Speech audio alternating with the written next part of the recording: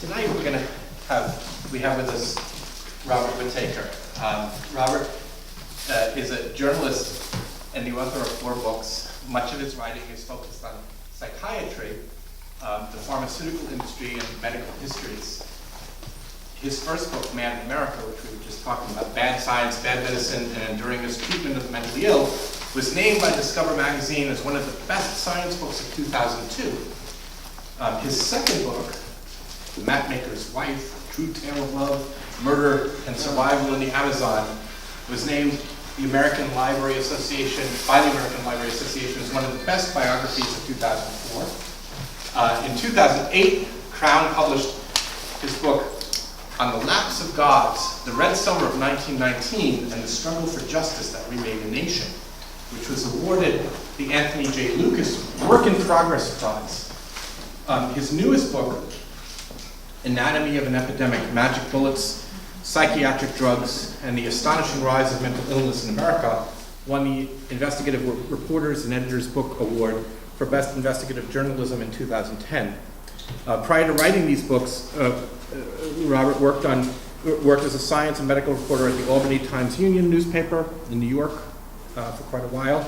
His journalism articles won several national awards, including a George Polk Award for medical writing and a National Association of Science Writers Award for Best Magazine article.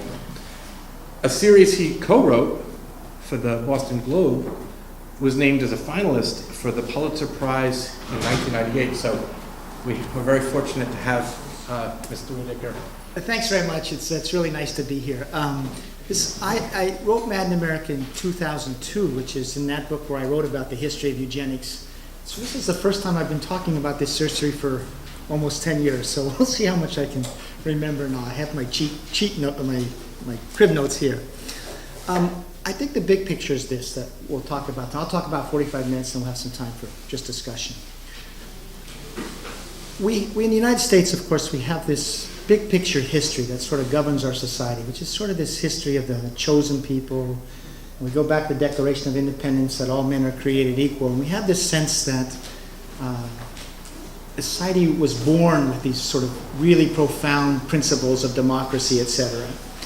And then we do have the sense that we are a people better than other people, so to speak, in our history. The eugenics history tells a different story. It's one of our darkest episodes in American history. It isn't really taught in American schools, but I think it should be taught.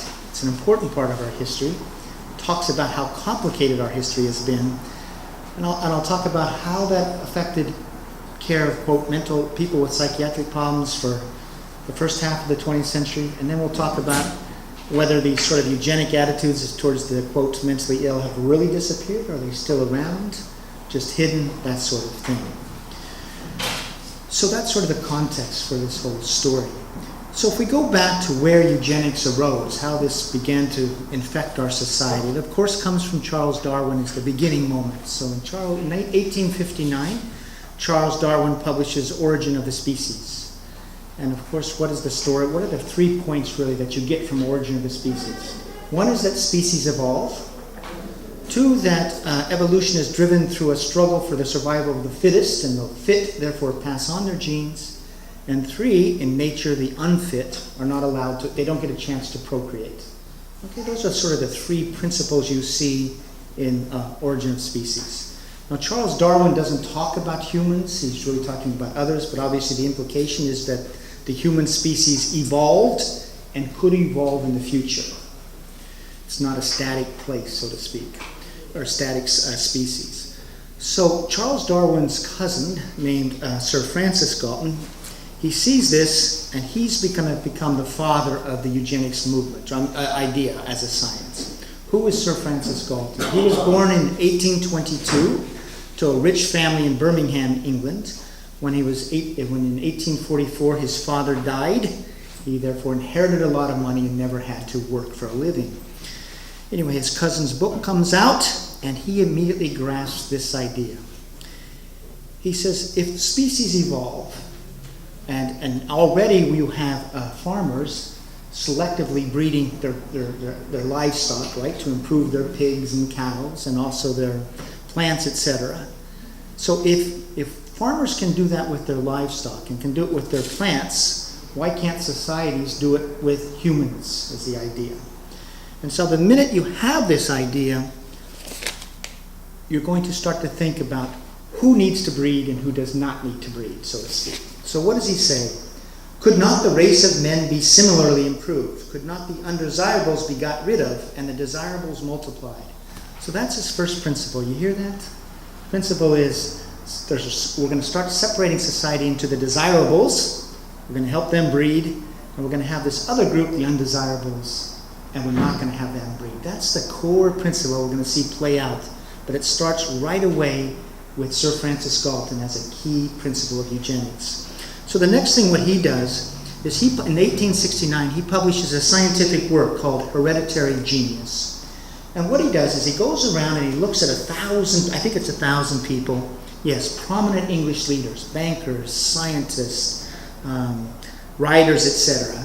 And he finds that those 1,000 people come from a select group of people in England, sort of the upper class. And he says, look at these, and he says, look, it's just a small group of people that have such accomplishments in our society. Now, and many are closely related. Now, obviously, why is this? Well, he's a perfect example. He doesn't have to work for a living, right? He has a chance to, explore science, etc. Obviously, what he's really seeing is how class-bound the society is, but he doesn't see it that way. He says these people have better germplasm.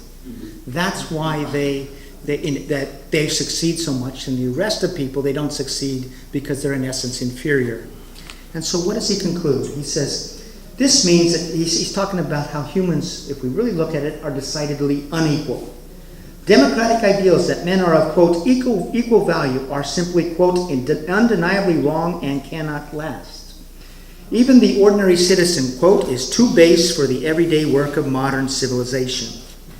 So, given this thought, he immediately says, what do we as a society have to do?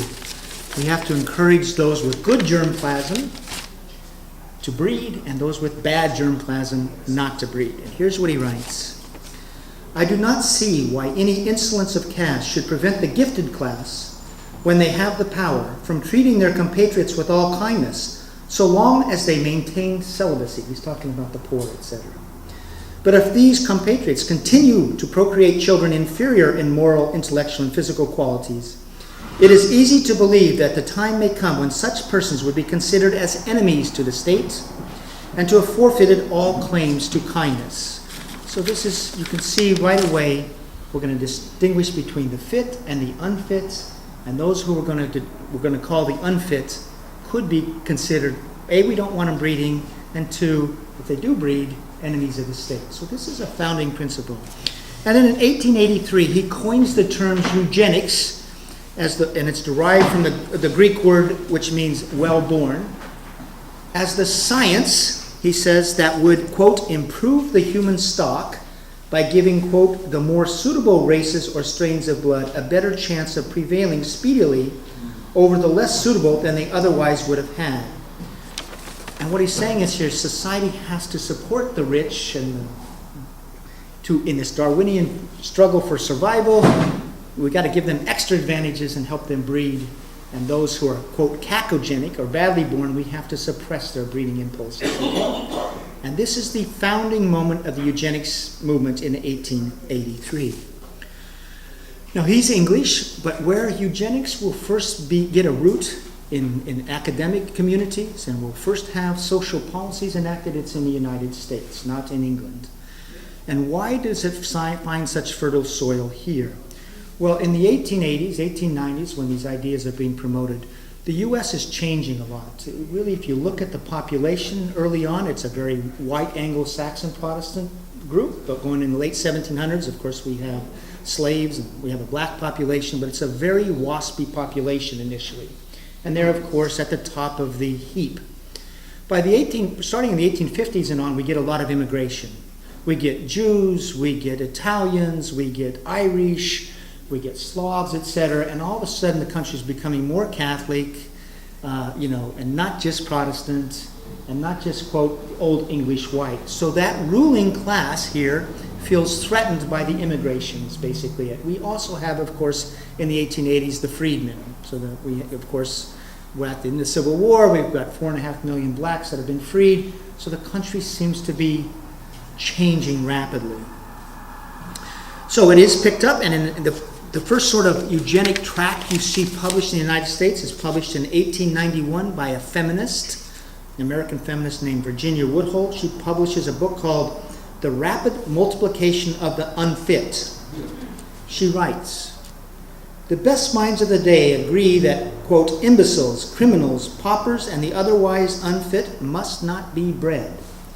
For that to occur, she notes, the unfit have to be prohibited from marrying, segregated into asylums, and forcibly sterilized." So as early as 1891, she's setting out a social agenda for sort of preventing the unfit from breeding. Now what will then happen is eugenics will begin to take hold and be accepted as a legitimate science over the next 20, 30 years. And we'll see how it happens that it becomes accepted as a science. The first step, and by the way, the funding for the development of this science comes from the industrial titans of America at the time. It comes from Andrew Carnegie.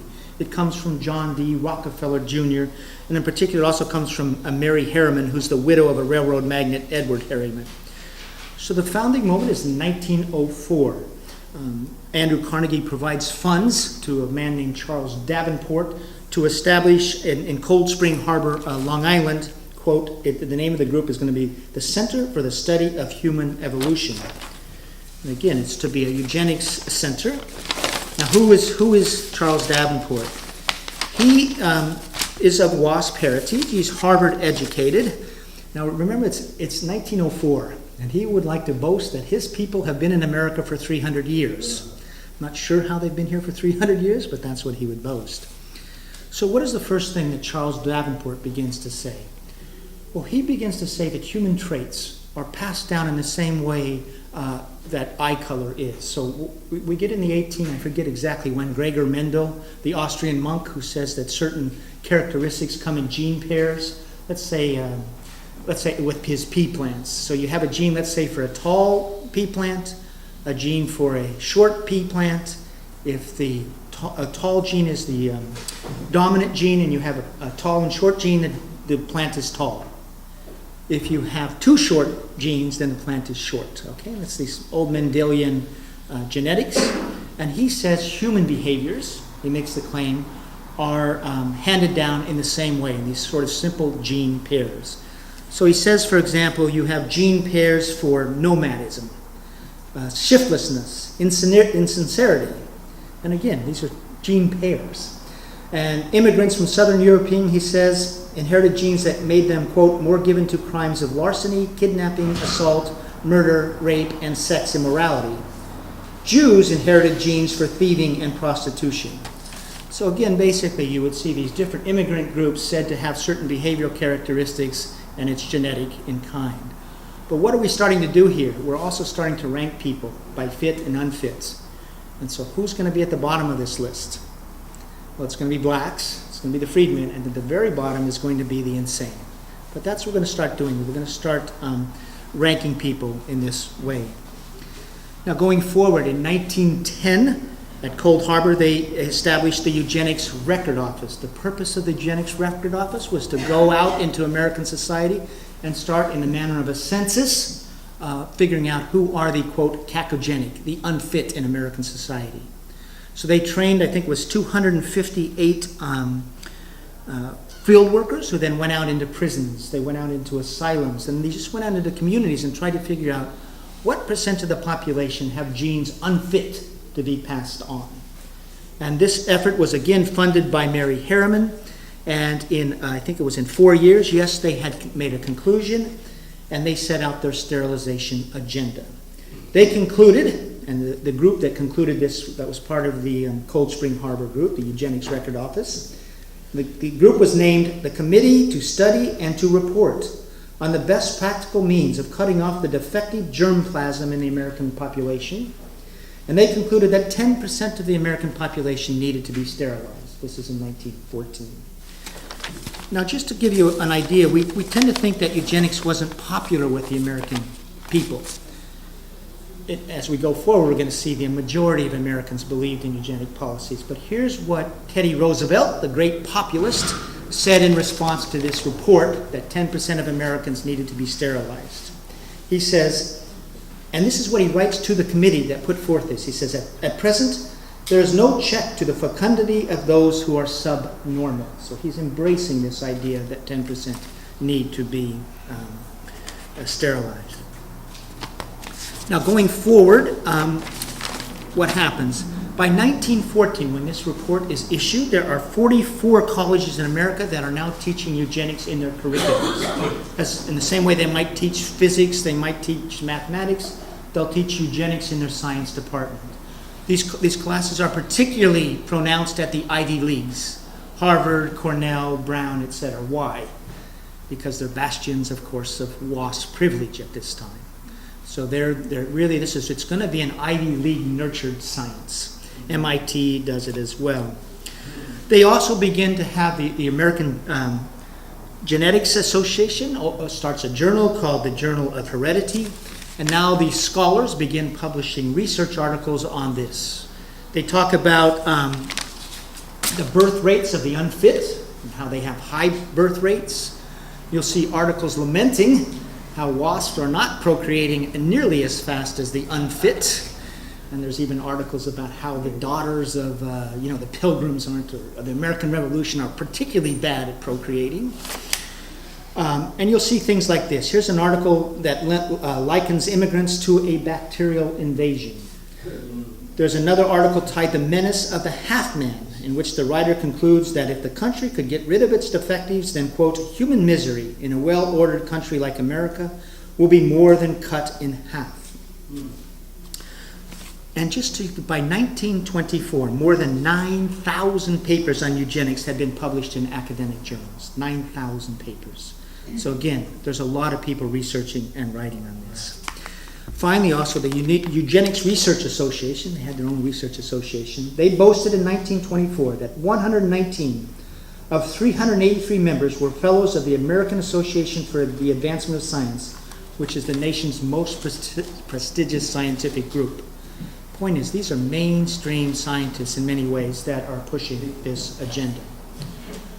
So we get a seed planted in the 1880s, right? We see Virginia Woodhull talk about this. Then we see funding by the industrial titans for the Eugenics Record Office at Cold Spring Harbor. Then we see it taken up as science. So what happens in the 1920s? We now have to sell eugenics to the population as a whole. This is the next step. Now this begins really with in 1921, I think, is the founding moment of really selling it to the population. And at that time in New York City, at the American Museum of Natural History, there's the Second International Congress on Eugenics, and this meeting is funded in part by the Carnegie Institution and the Rockefeller Foundation. Here's how the conference was kicked off by the museum president, Henry Fairfield Osborn. He says, "It is time for science, quote, to enlighten government in the preventing of the spread and multiplication of worthless members of our society." So that's the comment that is at the American Museum, the Natural Museum of History.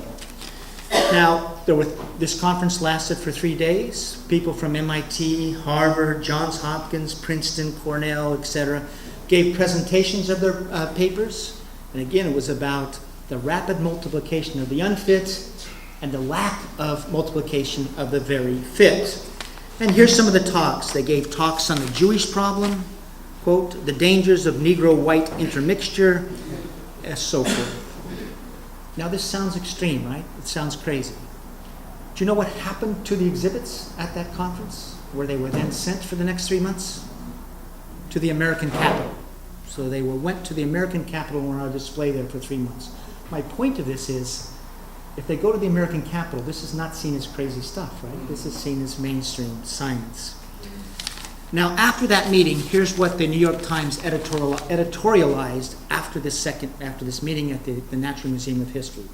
They write this: "Civilization, as now organized, does not leave nature as fresh as she has been in the past to procure the survival of the fit. Modern philanthropy, working hand in hand with modern medical science, is preserving many strains which in all preceding ages would have been inexorably eliminated, strains of human beings. While life has become easier in the lower ranges, it has become more difficult for the well-born and the educated, who pay for modern philanthropy and an ever-lessening ability to afford children of their own.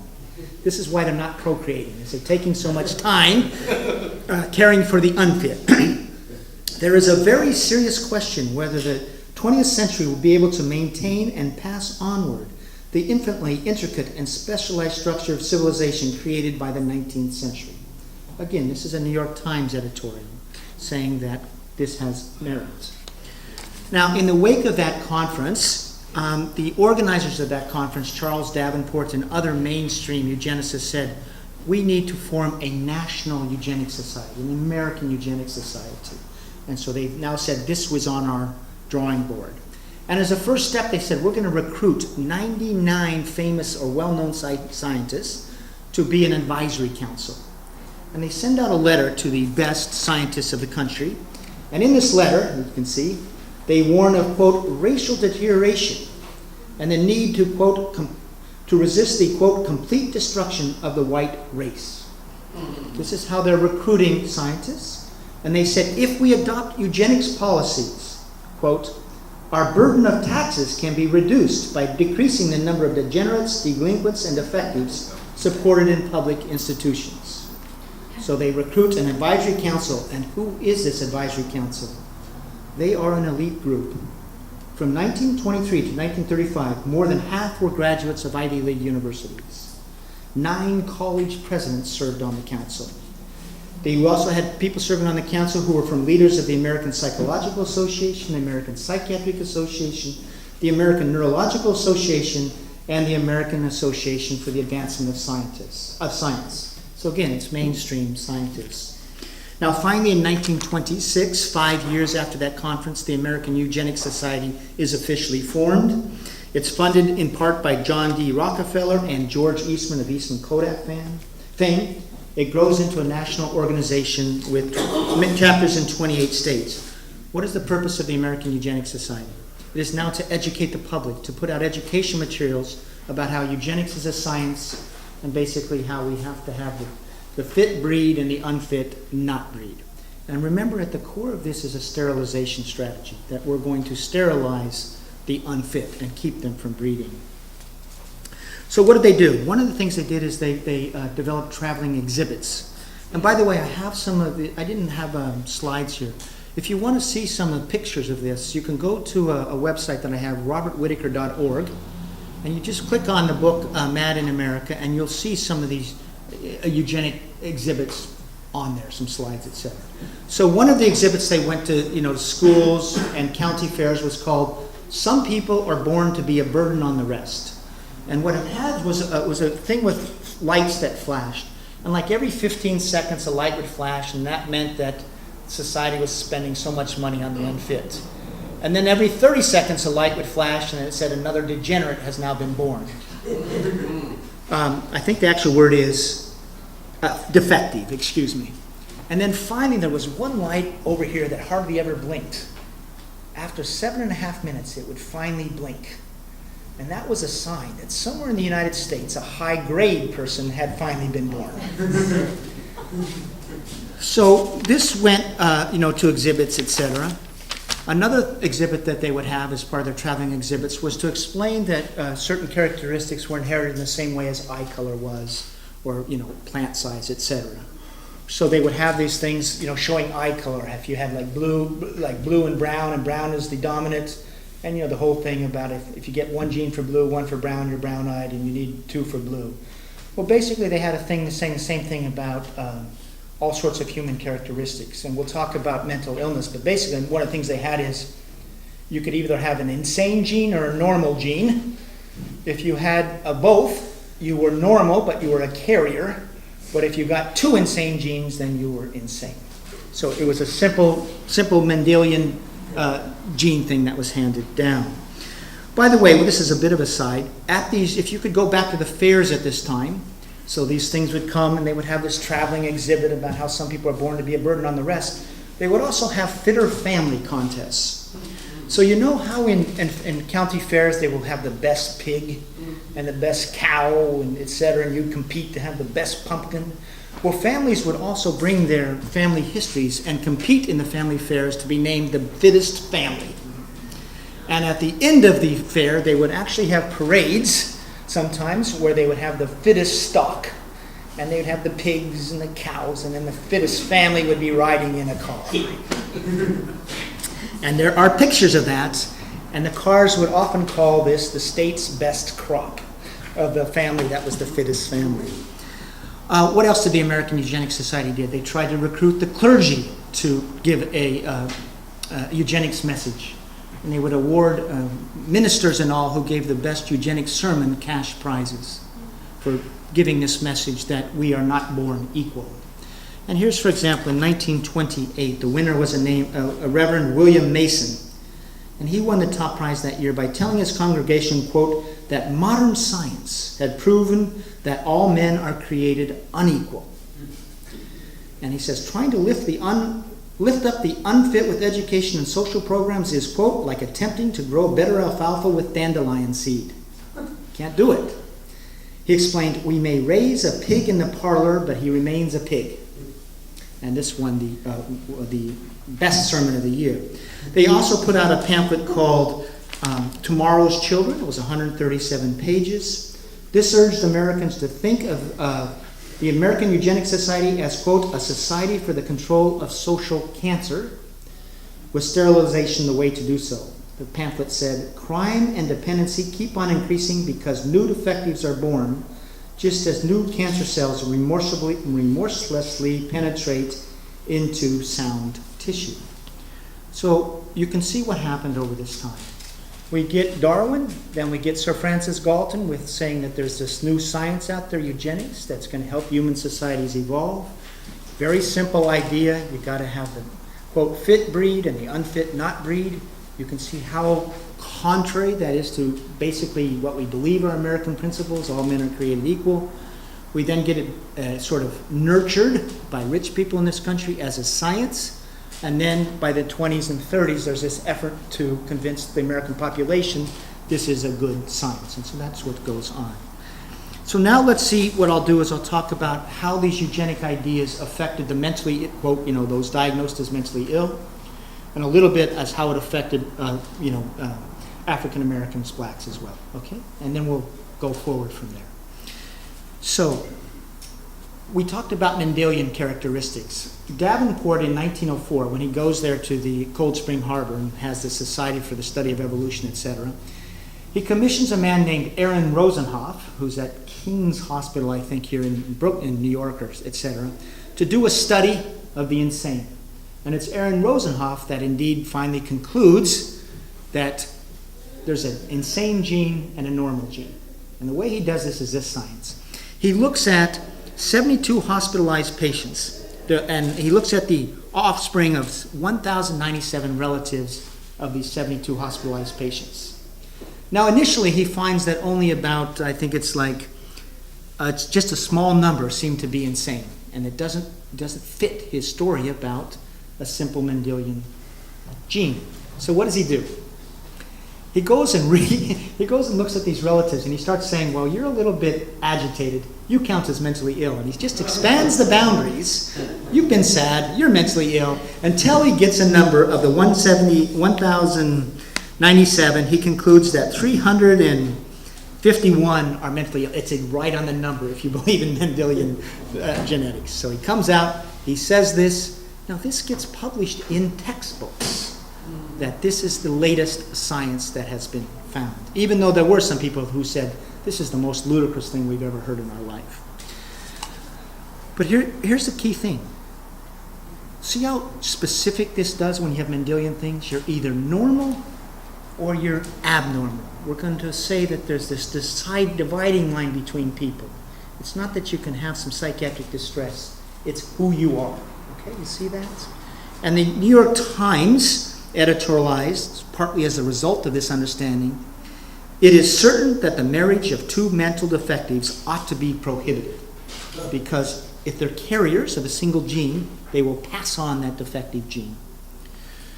All right, now how about social policy towards, what's that? The times that might be. That was in 1923, at this time that, this whole idea of enacting social policy. So what are the social policies that were enacted towards the mentally ill? Well, the first thing is they're going to prevent, the insane from marrying. They're going to establish laws. Now, the first state to establish such a law was Connecticut in 1896, 5 years after Virginia Woodhull did that. And by 1933, there was no state left in the country where the insane could legally marry. So how did this work? You went to your clerk, asked for your marriage license, and there was a little thing you had to say, are you insane? If you said you were insane, you weren't allowed to marry. But what the eugenicists noticed is very few people checked on the I am insane box.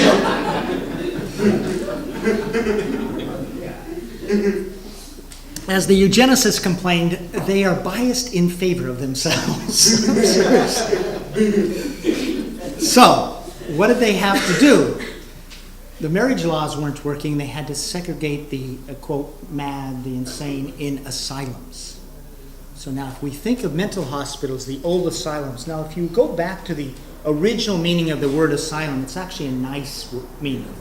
It's like a refuge from sort of the difficulties of life. It's an asylum for that. You go there, you get nurtured back to health, etc., and then you come back. But now what we're going to do is, the idea is we will lock up the defectives and we will keep them there through their breeding years. And so, for example, you can hear this comment from eugenicists in 1914. It is coming, I think, to be generally conceded that permanent segregation, at least during the period of reproductive capacity, is the preferred solution. Okay, we're going to put them away and we're going to prevent them from breeding.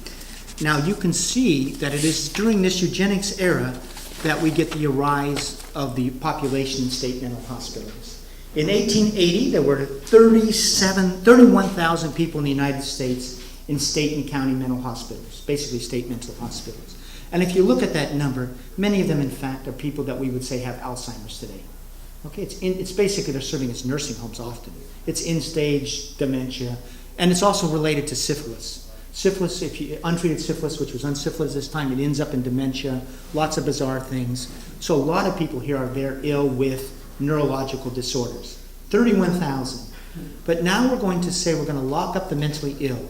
And by 1940, 60 years later, we had 419,000 patients in state hospitals.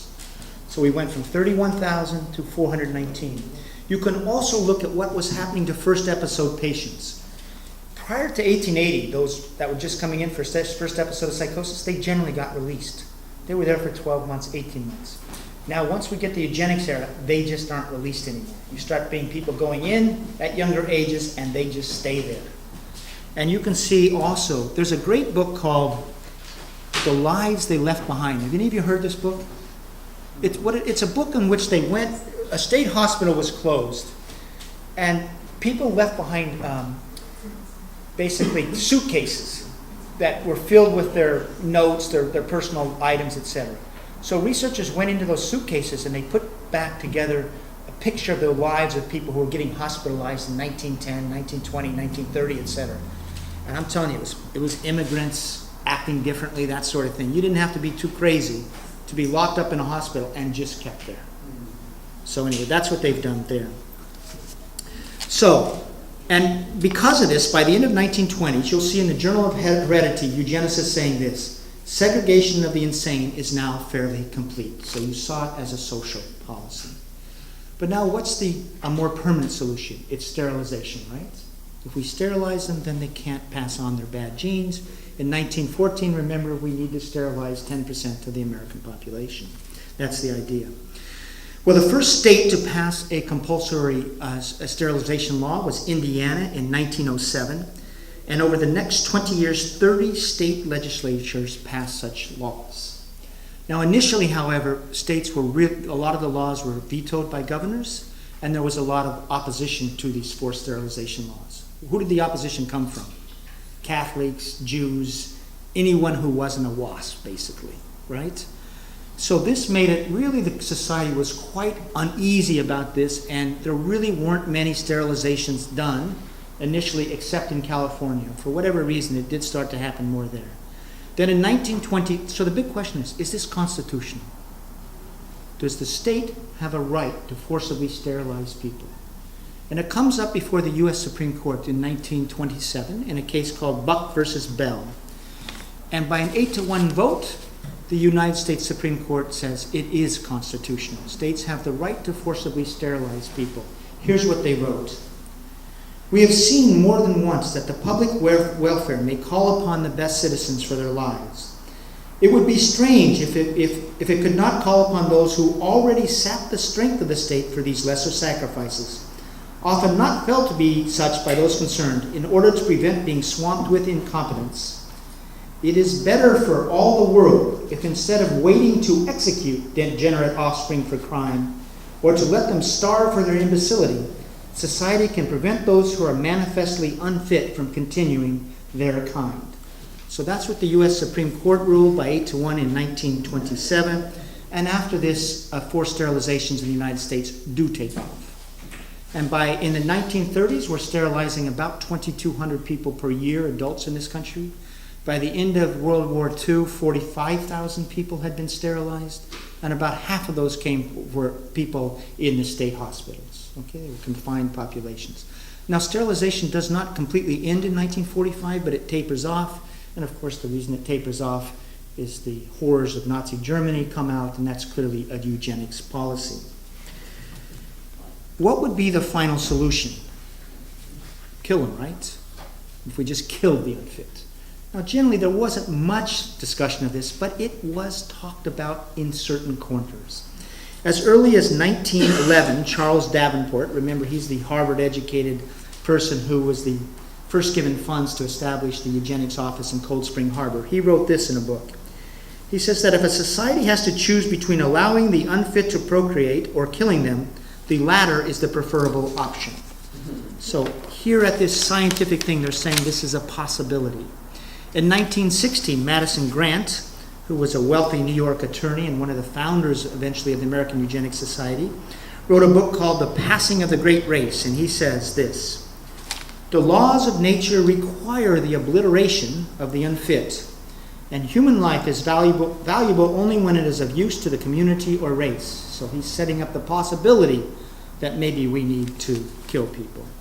It's 1960. 1916, excuse me. Now here I found something in the New York Times to say that this idea was not totally beyond the pale. So in 1921, Connecticut legislators began debating a law for euthanasia of the mentally ill, the hopelessly mentally ill. And they had the legislators tour an insane asylum, and they were given a tour of one person who was manacled to the wall, and the New York Times reported on it in this way. Here was the purpose of here's what the law was do. Here's what the New York said. Connecticut legislators are contemplating passing a law, quote, that would provide that persons found to be hopelessly insane after observation and examination of experts should be put to death as mercifully as possible, perhaps by poison. You can read the headline. They talk about the legislators seeing this man who's presented them, and the headline is exhibited as case for merciful extinction. All I'm saying is this is in a paper as if this is something to be discussed. Now, after this, remember what's happening at this time, okay? This is the time that the American Eugenics Society is trying to educate people that certain people are social cancers, etc. And now we get discussion of human beings with language over the next 15 years by eugenicists that is just astonishing. Here's how you'll see the unfit referred to in various eugenic publications. You can hear them described as social wastage, malignant biological growths, poisonous slime. Those are some of the terms given. Then in the 1930s, Harvard's Ernest Houghton, I think he's a professor of anthropology, writes, the unfit, quote, are specimens of humanity who really ought to be exterminated. This is a Harvard professor. Finally, in 1935, Alexis Carrel, he's a Nobel Prize-winning physician at Rockefeller Institute for Medical Research on the east side here. He writes a book that is reviewed by the New York Times and other mainstream publications called Man the Unknown. And he writes this: gigantic sums are now required to maintain prisons and insane asylums and protect the public against gangsters and lunatics. Why do we preserve these useless and harmful beings? The abnormal prevent the development of the normal. This fact must be squarely faced. Why should society not dispose of the criminals and insane in a more economical manner? He goes on and he says, at least any insane person who commits a crime, he concludes, should be humanely and economically disposed of in small euthanasic institutions supplied with proper gases. So that's in 1935. Now we know where this is going to happen, but now let's go back. In 1925, Adolf Hitler writes his book Mein Kampf, right? And he basically says eugenics is the public health approach that will restore Germany to its greatness. And you know what is happening here. We have World War I, Germany loses a lot of men, and it's also sort of impoverished. Germany wants to rebuild, and Adolf Hitler is saying in Mein Kampf, it's eugenics that will bring us back to a strong nation. Now, the very year he writes that tract, Americans, most notably the Rocket Foundation, give money to Germany to found a eugenics institute in Munich. This very same year it's written. So they give $2.5 million to establish the Psychiatric Institute in Munich, which becomes Germany's leading center for eugenic research. So German eugenics policies will be funded by us. I'm sorry, you said the Rockefeller Foundation? Yes. So they gave them money to found this institute that will pursue eugenic policies in Nazi Germany. In Germany. I'm sorry, what year was that? That's 1925 it gets established. Now Hitler comes to power in 1933, and one of the first things they want to do, Hitler, since he has a eugenics agenda, is to start sterilizing the mentally ill. Okay, and they want to pass a law. So what they do is they come to the United States, since we've been doing it, they send their scientists, and particularly they go to California to look at how we sterilize people here. You know, they're going to learn from us. And so, in fact, they do so. They go back, and actually Germany, when it sets up its sterilization program, believe that they're doing it in a much more, what's the word for it? Careful way, legal way. They set up a due process mechanism. The mentally ill will be hauled off to heredity courts. They will be deemed defective, and they'll be sterilized. The point is, it's a legal process. It's not just an ad hoc process. Now, when they pass this comprehensive sterilization bill, here's what American eugenicists say. They note with pride, this law was formulated only after careful study of the California experiments. Also, when Nazi Germany passes its comprehensive sterilization bill, it is applauded by the New England Journal of Medicine, the American Public Health Association, and the New York Times. The New York Times, talking about Germany's new law, cites it as an example of a progressive modern public health system. Here's what the New York Times writes. Germany is, quote, just following the path of, quote, other civilized nations, most notably the United States, where, quote, some 15,000 unfortunates have been harmlessly and humanely operated upon to prevent them from propagating their own kind. That's New York Times responding to Germany passing its sterilization law. Now, once Germany does this, they get ahead of the United States. They start sterilizing quite a few. Over the next 6 years, they sterilize 375,000 people. And as this happens, you will see some American eugenicists complaining that Germany is now beating us at our own game, that's a quote, and thereby making herself a stronger nation.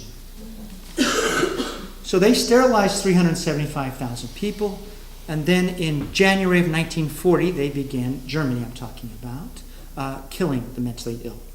And this actually is the precursor, of course, to the Holocaust and the killing of Jews, etc. So why do they start killing the mentally ill in January of 1940? And by the way, psychiatrists are involved in this, German psychiatrists. Well, Germany invades Poland in September 1939, right? They now need the food for soldiers and all. And you can see literally, basically, these mentally ill are useless eaters, and we now need to start killing them. So they begin a killing process with proper gases, just as Alexis Carrel had said might be good, in January 1940. And over the course of the next 18 months, they kill about 70,000 mental patients. At that point, these small facilities for gassing people are dismantled. They're sent to the east of Germany, and there they're rebuilt for, to start killing the Jews, etc. But the Holocaust begins with the mentally ill. And you can see why. They're seen as the most unfit in society, the most useless eaters. And Germany, even, you see researchers, as they're killing mentally ill, they'll even calculate how much bread is being saved, and that sort of thing. Do you see how the Holocaust is the sort of end result of a long line of thinking? It's a long line of thinking that begins with some people are unfit and enemies of the state. It goes back to that very first thing by Sir Francis Galton. And then if you want to trace the path that leads to the Holocaust, I think you do have to say it comes to the United States, the seed of eugenics. It gets nurtured as a science here. It gets promoted to the United States, the population here. It's titans of American industry that fund it here and then help fund it in Germany as well. The point is there's a logic here in which it was developed under the cover of science. That's really the tragedy here. It was seen as a public health initiative, and it goes to this horrible end. Now, of course, we in the United States did not start killing our mentally ill. However, if you read in what happens to mental hospitals in the 1930s and 1940s, you will see the amount spent on mental hospitals drops and drops and drops. And you can say, okay, it's the depression, states are, they're running out of money. That's true, but you can see how much is being spent on prisoners and how much is being spent on the mentally ill in mental hospitals, and much more is being spent on prisoners. Okay, so there's in essence a designation going there. The mentally ill are the most worthless. Because of this, you see, the facilities really fall into disrepair. And at the end of World War II, a journalist by the name of Albert Deutsch, first in an essay in Life magazine and then in a book called The Shame of the States, he goes around with a photographer and he just documents what's it's like in the state mental hospitals in this country. He takes pictures too. And in the photos you'll see people sitting around naked in some cases. You'll see basically, the places are deteriorated, sometimes feces just on the floor not being picked up, etc. And here's what he writes. And Byberry, by the way, is a mental hospital in Philly, I think. As I passed through some of Byberry's wards, I was reminded of the Nazi concentration camps at Belsen and Buchenwald. I entered buildings swarming with naked humans, herded like cattle and treated with less concern, pervaded by a fetid odor so heavy, so nauseating, that the stench seemed to have almost a physical existence of its own. I saw hundreds of patients living under leaking roofs, surrounded by moldy, decaying walls and sprawling on rotting floors for want of seats or benches. All I'm saying is if you go to the mental hospitals, the shame of the states here, okay, the country does have a lot of financial pressures. But one of the reasons the state hospitals fall into such disrepair is because we have devalued these people as unfit, okay, and that they're really a burden on society. So that's the mainstream story of eugenics as it plays out from around, well, really 1859 Darwin to 1945, okay? What happens, of course, is after 1945 is eugenics becomes a shamed science. We associate it with Nazi Germany, and we really don't want to look at how the U.S. in any way was involved with it and nurtured it. I want to do a couple more things here. So we have this sense of the mentally ill being prevented from marrying, segregated in asylums, sterilized, and also said to be poisonous slime, etc., etc. What sort of medical treatments are brought into the mental hospitals while we have this conception of the mentally ill as essentially worthless human beings? Well, first of all, if you read the medical texts, sterilization is now promoted as something helpful for the mentally ill. And because think if you're a doctor, right? If you're a doctor, whatever you do, you need to think of it as helpful for the person. You just have to. So what doctors will start saying is, by sterilizing these people, we remove from them the burden of their being anxious that they might one day have children. So it's sort of an anti-anxiety treatment. But what happens in the 1930s? We get a group of therapies that were even dubbed brain-damaging therapies at the time. One was metrazole-convulsive therapy. Metrazole is a poison. It would cause people to have these extraordinary seizures. People would break their backs. They would break other bones. They would break their teeth sometimes. And what happened was a couple things. One, of course, in order to, in terms of helping behavior, people would do anything not to have metrazole convulsive therapy, and so just the fear of it was seen as helpful. But also it did cause brain damage. Okay, and then when people came out of this convulsive therapy, they would be sort of like children. They would be needy. They would also be stunned, etc. So we had a therapy. So instead of ranting and whatever with their wild thoughts, they would come out of these convulsive therapies and be more childlike, needy, quiet, that sort of thing. Okay? And by the way, you wouldn't just get one metrazole treatment, you'd get multiple treatments. Another one of these brain-damaging therapies introduced at the same time was insulin. Oh, by the way, one small thing. The rationale for metrazole convulsive theory was that by causing seizures, seizures were seen to be antithetical to schizophrenia. As an antidote to schizophrenia, the idea was that seizures would somehow drive the schizophrenia out. That was the idea. Another therapy at this time was called insulin coma therapy. So they would give people shots of insulin. Of course, that would withdraw so much sugar from the body, they would go into a hypoglycemic coma. And then when they would come out of that, what would happen? The patients, again, would be sort of childish, helpless, quieter, that sort of thing. And again, though, to make it stick, you'd have to give them multiple insulin comas. At autopsy, they would show that there were lesions in the brain associated with insulin coma, etc. Then finally, we get electroshock therapy. Electroshock actually is initially developed as a way, as a replacement for metrazole convulsive therapy, as a way to more reliably induce seizures. Again, they would give multiple rounds of ECT. And again, someone coined these brain-damaging therapeutics, and here is the important thing. And I'm going to read this thing. Given that the mentally ill were seen as having not really any worth, any intrinsic worth, the idea was that lowering them to a childlike state, a less intelligent state, was okay.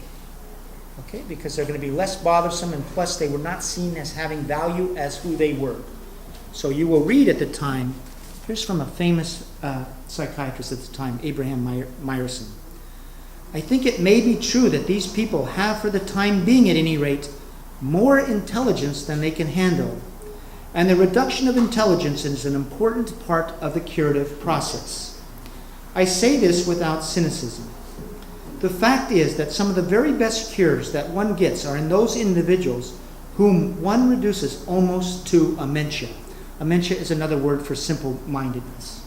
Okay, so you can see in this, there is a transformation of being happening, sort of a lowered intelligence, but that is seen as good because it knocks out these delusions, these thoughts, etc., and they're now behave more childlike and less aggressive. The question, I think, is this. Does that happen if we do not have eugenic ideas of the mentally ill? In other words, unless we devalue who they are. Now, it's at this time that frontal lobotomy comes into asylum medicine. What is frontal lobotomy?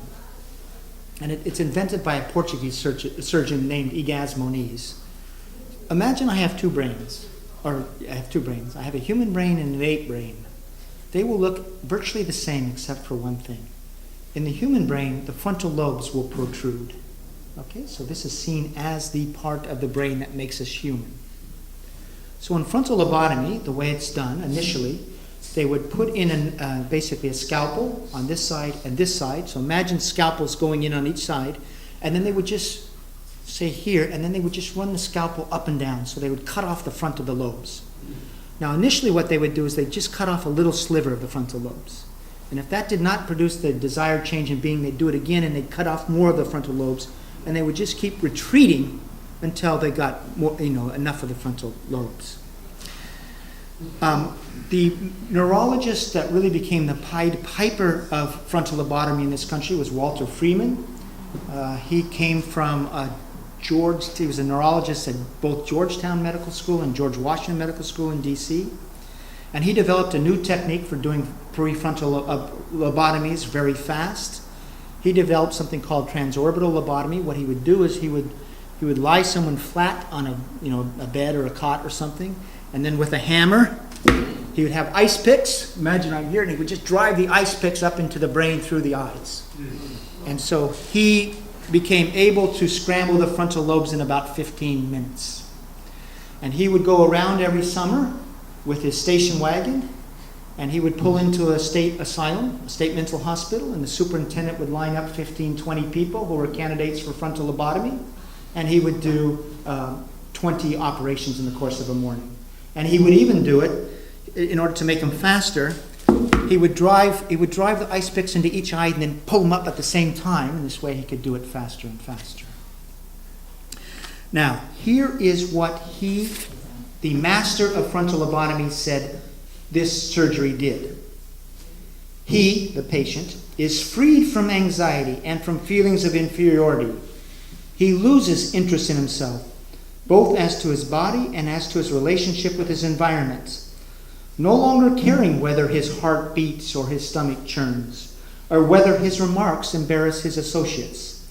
His interests turn outward, and obsessive thinking is abolished.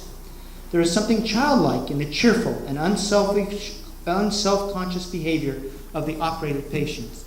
You see how they say they're unself-conscious anymore? The reason is it's really the frontal lobes that give us self-consciousness. This is the part of the brain that allows us to sort of think about, step outside and see who we are. So you take that away, and that's basically what he's talking about here. Now, in the 1940s, they did assessments of the safety and efficacy of frontal lobotomy. And the first such study of around 500 operations concluded that 84% were improved or recovered, and only 1% had worsened. Okay, again, this is seen as a positive change in being. Here's what the researcher concluded. It can be stated categorically that if this procedure is ineffectual in helping the patient, it will do no harm. The patient may not be improved, but he will not be made worse. Now, in 1949, Ygaz Moniz won the Nobel Prize in Medicine for inventing surgical lobotomy. And you can read in the New York Times and other mainstream publications how researchers, scientists, had come to know the inner workings of the brain like a master watchman, knowing the inner workings of a complicated watch, and had learned how to pluck madness from the brain without harming the rest of the brain. This idea took hold, and at one point they even began recommending that, women, and it was women that this was given to, women at college who were anxious could be candidates for frontal lobotomy, and they could come in for a weekend lobotomy, and they were advised to bring dark glasses, and then you could go home the same day. You would have the frontal lobe scrambled, and then you would no longer be anxious. I don't know the numbers, but there were some women who were in essence were lobotomized just for anxiety as they went to college. Eventually it was also said to be okay for kids, and there was some even, I think the earliest that I saw lobotomized was a 4-year-old. So again, how does lobotomy take hold, and how does it win the Nobel Prize in Medicine? It only happens within a context where you devalue who the people were before the surgery. And basically you have people saying that this self-consciousness, and you'll even hear things, people who would worry about how history might have unfolded if the indigenous people of America had won. Those sort of inventive people no longer worried about such thoughts. You'll hear that as seen as a good outcome. I'm going to go real briefly now to, how eugenics played out for African Americans, and then we'll go to this thing about do we see eugenics today, say, in the treatment of the mentally ill? With African Americans, it's a little bit more complicated, basically because the denigration of blacks started much earlier, before the eugenics. It really happens during the slave era, of course. You have Southern physicians saying that the blacks, in essence, are a separate species. They have distinct pulmonary things, heart systems, etc. You'll see claims that really, if we rank species, we have the apes, we have the blacks, and then we have whites. The idea was that the black skull also closed early at age 13, and therefore they were incapable of higher intellectual functions. So this begins to take hold in prior to the Civil War. There's also a famous Swiss biologist at Harvard University, Swiss-born, named Louis Agassiz. He's so well known. I'm from Cambridge, where Harvard University is. Up until recently, there was an Agassiz school. Well, Louis Agassiz in the 1800s taught his students that blacks were a separate species. So this was being taught at Harvard University. So this is prior to this. We get the freedmen in the 14th. We get the freeing of the slaves at the end of the Civil War. We have about 12 years of Reconstruction, where they're giving voting privileges, etc. Now what happens, of course, is the South wants to set up a Jim Crow society, where we're going to basically find reasons to segregate blacks, deny them voting rights, etc., where you can see how the eugenics ideas fit into that social policy. I don't think it's totally, it's not just an accident. The Jim Crow laws start happening in the 1890s. That's when they come in. At the same time, these eugenic ideas are being promoted. And so, as these ideas come in, here's what you'll read at. Here's the sort of things you'll read about black people. Lester Ward, a professor of sociology at Brown University, reasons that a black man is moved to rape a white woman because he realizes that mating with, quote, a more advanced being would, quote, raise his race to a little higher level. We have the Richard Examiner at this time writing that science has now shown that Negroes are not men in the sense which that term is used by the Declaration of Independence. Again, it's this grading of certain human beings as less fit. Here's the editors of American Medicine. It's a journal in 1907. They say if you review the evidence, the scientific evidence, the Negro cannot comprehend higher studies any more than a horse can understand the rule of three. Now, I have to say, I don't even know what the rule of three is, so I guess I don't understand it either. But they conclude, quote, if these anatomical facts had been known at the end of the Civil War, then the country would not have made the tragic mistake of giving Negroes the right to vote. Quote, leaders in all political parties now acknowledge the air of human equality. This is as these Jim Crow policies are setting in place. It's also as lynching really takes hold. Lynching really begins in the 1890s, and you can see why if we're going to say certain people are enemies of the state. Now here's a quote from Charles Eliot, president of Harvard University at this time, as to why they basically do not want blacks and whites eating together. He says, in a democracy, civilized white men don't want to rub elbows with, quote, barbarous black men. Again, you see this eugenic idea. Now, the National Association for the Advancement of Colored People was founded in 1909. There's a meeting here in New York at the Charity Organization Hall, and it's called the National Negro Conference. And here's what's so telling. The very first presentation, and I always mispronounce, by W.E.B. Du Bois, the great, black radical, so to speak, fighting for rights and all. His first question to the audience is this. He puts 3 brains on display. One's of an ape, one's of a black man, one's of a white man. Why is he doing this? Because he wants to show is there some sort of gradation in the brains? Or are there 2 brains you can't tell anything apart? And of course, you can't. But the ape brain is notably different. But he does say this. Watch what he says. The very first question at the founding of the NAACP, he says this. From the standpoint of modern science, are Negroes men? And that's because in the eugenics sort of idea of unfit and grading of human beings is that they were not. There's some sense of that. So that's what he's fighting against. So what's my point here? Jim Crow, as you know, lasts, in essence, from the 1890s to the 1960s. It's 70 years. Can that, Jim Crow policies that prevent blacks from voting, et cetera, the segregation, et cetera. Can that happen if we do not have eugenic ideas towards certain people? I don't know. I think they go hand in hand about declaring certain people unfit and less than equal. All right. Now, if you write about that there's any eugenic ideas towards the mentally ill today, as I did not long ago, you will hear it, that people don't appreciate this thought. But let's go forward and see if there is any sort of similarity to some things that are happening today. First of all, when the antipsychotics come into psychiatric care in 1955, that's when Thorazine comes into asylum medicine. They're still doing surgical lobotomies. You know how they describe the drugs? As chemical lobotomies. But not negatively. That's positive. That means it's a drug substitute for a surgery that is seen as having a benefit. All I'm saying is there's a continuation now of a therapy that causes a change in being similar to what they saw with surgical lobotomy. And today, in modern histories, we say that Thorazine, the arrival of Thorazine, kicked off a psychopharmacological revolution as a great advance in care as the introduction of antibiotics in asylum medicine. That's sort of the official history.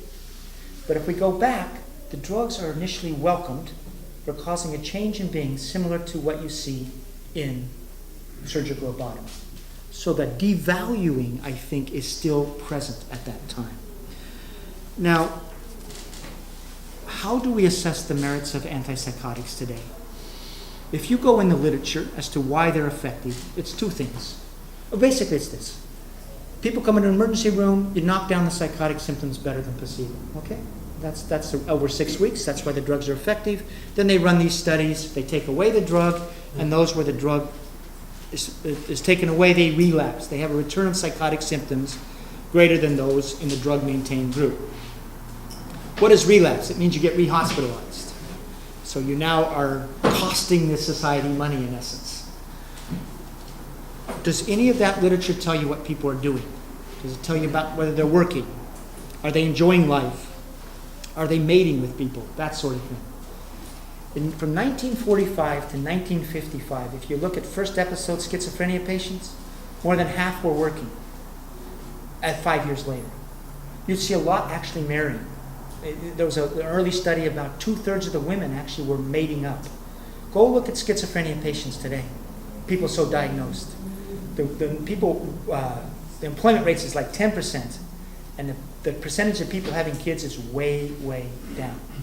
Okay, and there's a lot of sexual dysfunction with the drugs. The point is, in how we assess the merits of treatments today for people with psychotic disorders, schizophrenia, etc., it's not about what they can do, and it's not about whether they're enjoying life or any of those measures. It's about whether or not they have symptoms that often land them back in the hospital. Okay? That's what we measure. And I will tell you something of this.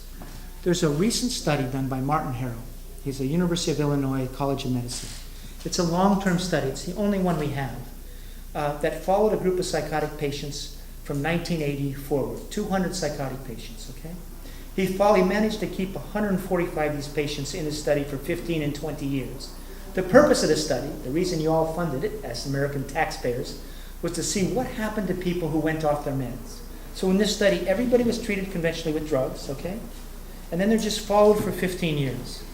And he ends up with 64 schizophrenia patients. 25 are off, and the remaining part remain on drugs, 39. Well, what does he report? He reports the outcomes, and it's a naturalistic study. Everybody treated with drugs, and then he just follows them. People are free to go off, etc.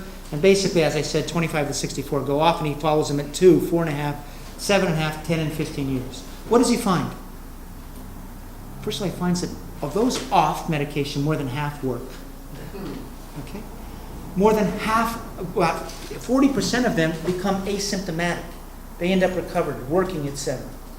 The percentage so the recovery rate for those off medication, and recovery included working half time, was 40%. The percentage on medication was 5%. Okay? And all his things, on all his different outcome measures. There's a lot of outcome measures. The off-medication group does markedly better in every single measurement. Okay? In his milder psychotic disorders group, it's the same thing. Okay? It's those who get off do much, much better. And the other thing here is this. So many of them are just not psychotic. Okay? The symptoms pass, they go back to work, etc. How many of you have heard of that study? Did you read about it in the New York Times? No. You read about it in any magazine? Okay, why not? It doesn't fit with the standard of care that does produce a lot of profits. All I'm going to say is this. So it doesn't fit What's with the name of the guy who did the study? Martin Harrow. Okay? He just came out with his 20-year data, and it's even more profound, his 20-year data. The differences are extraordinary. The recovery rate of those who stayed on medications through the 20 years, only 17% ever had a period of recovery. For those who got off medication and stayed off, 87% had sustained periods of recovery. It is dramatically different. But my point to you as a society, why don't we know this? You just said because of money, it does threaten a standard of care. Now let me ask you this. If you had heart patients where you had this sort of outcome of a medical treatment, would it be published? No. Who said no? You don't think it would be published? Yeah. You're more cynical than even I am. I think it would be. I just don't think you're going to have a major study like this in heart that would not. I think this only happened. I don't think, we can talk about this. I think it's again a sign that we're not valuing certain groups of people as other groups of people. The other thing, and I'm not going to get into this because I have to too long, the whole chemical imbalance story, it's not true. Okay? If you actually talk to the researchers, they say, I was given a grand rounds at Massachusetts General Hospital a year ago in January. If any of you have read Anatomy of an Epidemic, you can see why people are unhappy with that book. So I'm there, and one of the things that the psychiatrists are complaining about is how I've said they told false stories about the mentally ill. And I said, well, you told us that we had chemical imbalances, and yet when you look about this, when you look at the research, you find it wasn't so. And this comes out. And you know what they told me? So what was their response? This is MGH, Massachusetts General Hospital. They said, oh, we haven't been telling people, we haven't told people that for 25 years. We knew that was an outdated model 25 years ago. And I said to them this. I said, it's true, you did know, because actually that's when it fell apart. You did know that the chemical imbalance story was false 25 years ago. But I think you failed to communicate it to the public. And there were some heads nodding like that. There's a recent note, by the way, by Ronald Pies in Psychiatric Times. He says this. This theory of chemical imbalances is an urban myth. Okay? I don't know of any well-informed psychiatrist who ever proposed that chemical imbalances were a primary cause of mental disorders. He says it was only proposed by opponents of psychiatry to make psychiatrists look bad. I'm pretty sure that's not what happened. But the point is,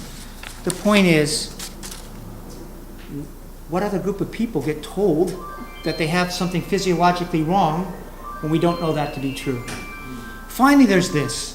You know the broken brain idea, you have chemical imbalances? So the idea with a broken brain is, again, there's something fundamentally wrong with you, right? We have normal people over here, and we have people with broken brains. How different is that in terms of saying people who are fit and unfit? Especially when everything you can look at in the science tells you this. Anybody with the wrong stressors and all, the wrong trauma, stopping to sleep, can move over here. By that I mean they can become psychotic, they can become manic, etc.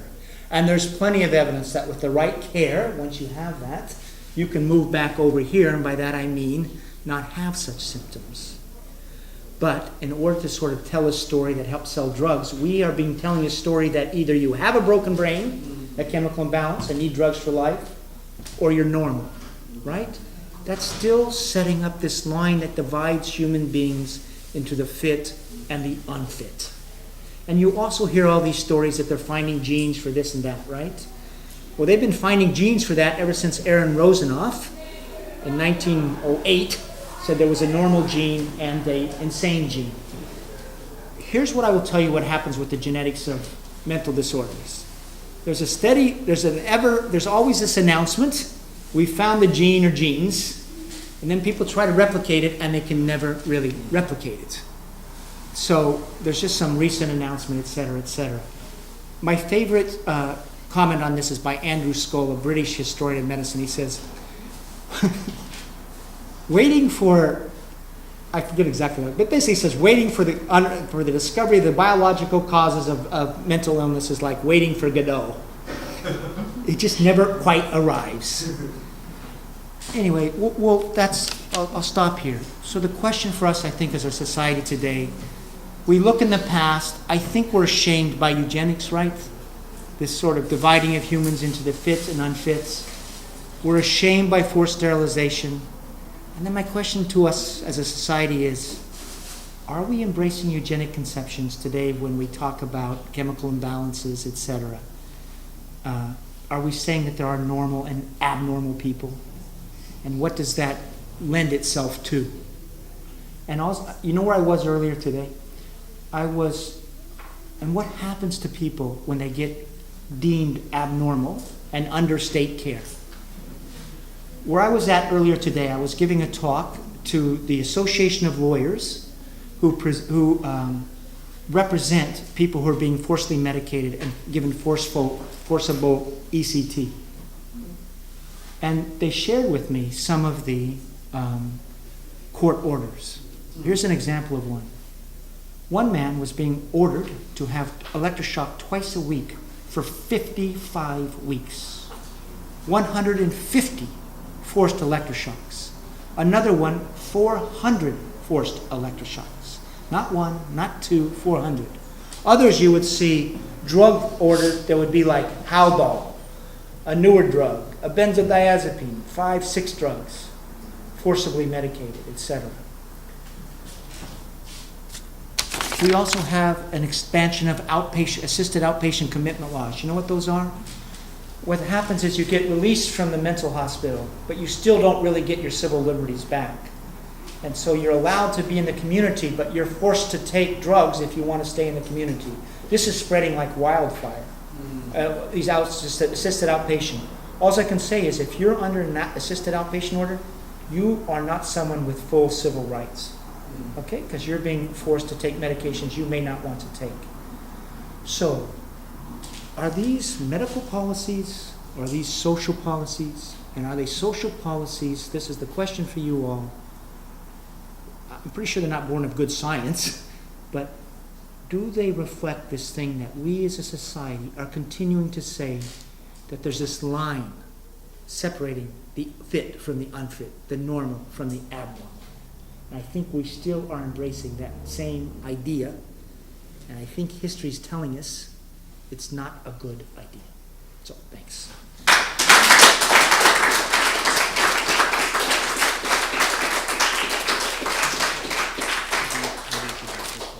Okay, so I'll take some questions, and I see some hands. 1, 2, 3. We'll start, or maybe I'll change that a little bit. Thanks. This was fascinating stuff. I have a question and a comment. The question is, was there a working definition of unfit or defective? How would it manifest? What are the characteristics? If I'm walking down the street, or if I'm in a salon or a restaurant, how do I recognize somebody who's defective? That's the question. The comment, it's kind of fascinating that going into the from late 30s, going into the 40s, into the 50s, at the same time that eugenics had really taken off and had really become entrenched, you also had psychoanalysis counterposed against it. It almost achieved fad status. Right. And I'm thinking of films like Snake Pit with Olivia de Havilland, where the promise, this great promise of psychoanalysis, talking out your problems, getting well through the process of just lying on the couch and speaking, could cure mental illness. So to me, it's kind of interesting that in popular culture, that was counterposed to the eugenics movement. Right. But you know, it seems not to have taken off, other than maybe among the rich who could afford therapy. And it also seems like some of the DSM classifications really have their antecedents in the ideology of eugenics going back to the 20s and 30s. Right, so 3 points he's making here. One is, how did they figure out who was defective? Obviously, good question. One thing, they would just go to people in prisons, asylums, and say, this is our defectives. But then they would also, the idea, you know, who's defective? Someone who's different from me is more likely to be seen as defective. In other words, who has different cultures, different behaviors, etc., different class. So someone who, and you can read about, say, someone is at a street corner preaching about, you know, class unfairness. Well, maybe that person is seen as deluded and now becomes seen as defective. My point is, there's not, you know, certainly if someone has a genetic thing, you know, if they have Down syndrome, that sort of thing, mental retardation was seen as a sign of being defective. Anybody who was manic, psychotic in the hospital, that's defective. Criminals were seen as defective. Antisocial behavior is seen as defective. So it becomes this, basically this mass of people who are different and in some ways are putting some financial burden on society in some ways. So it's just sufficiently outside the dominant culture. Basically that's it, you know. And when they did this, they had 10%, you saw when the field workers came out, who were defective. Depending on how you define it, you could make 15%, 20%. That's number one. Psychoanalysis. Psychoanalysis seems to be a counter to eugenic ideas. Yes, but who does psychoanalysis? Psychoanalysis was for the rich, for neurotic problems. It really wasn't even seen really for the psychotic patients and the low-class patients. So rather than seen, it's almost like celebrating the complexity of the rich, right? And their extraordinary minds. Now, there was some effort to sort of apply psychoanalytic theory to, say, frontal lobotomy, and this is great stuff. They'll at one point, frontal lobotomy, why does it work? And had this one drawing, like the doctor's coming in and he's untying the ego and the id and he's separating them out. Complete ridiculousness. But that's the difference on psychoanalytic thing. It's really a different class of patients. So you can see why they can still be in the same society. And then the third question of DSM, DSM-3. DSM-3 is the Diagnostic and Statistical Manual. It comes in 1980. The importance is this. Prior to DSM-1 and DSM-2 are not strict boundaries of normal and abnormal, okay? There's this sort of spectrum of neuroses, etc. There's sort of psychodynamic conceptions. 1980, they're going to say mental disorders are brain diseases, just like heart disease, etc. And you either have it or you don't. That's sort of the idea. You either have major depression, you either have schizophrenia, or you don't. You know, and they have these ideas to draw a line. The line is completely arbitrary, but that's not what they say. So yeah, this is the point. DSM-3, with this idea that there's this fine line, you either have a broken brain or you don't, really sort of sets up, again, this idea of fit and unfit, right? And again, it's not transient. It's you. You are bipolar. You are schizophrenic. You have a chemical imbalance. So the DSM-3 really is identifying this line. And the crazy thing is with, you know, we now have DSM-4 and DSM-5, is it's also married, of course, to commercial purposes that want to expand the boundaries of the abnormal as greatly as possible. I've been doing a lot of talks recently in different schools, colleges. What percentage of entering freshmen in colleges now arrive with a diagnosis and a prescription? Any idea? 60. I'm just going to throw out a random guess, 40, 50%. Okay, what I'm hearing is 30%, okay? So think about this. 30% of our freshmen, our 18-year-olds, have now grown up in a society that say they're not quite right. Boy, that is a lot of... Our high-functioning 18-year-olds who are in college. Yeah, these are people going to Dartmouth. Yeah. I was at Dartmouth. This is people at the best schools. Exactly right. I gave a talk at this Association of Liberal Arts Colleges in New England, and they're actually studying this, and they're up to 28%. These are the kids getting 2200s on their SATs or whatever. You know, it's just crazy. But anyway, going to this these kids are getting the message that they're bipolar, they're ADHD, they're not quite right.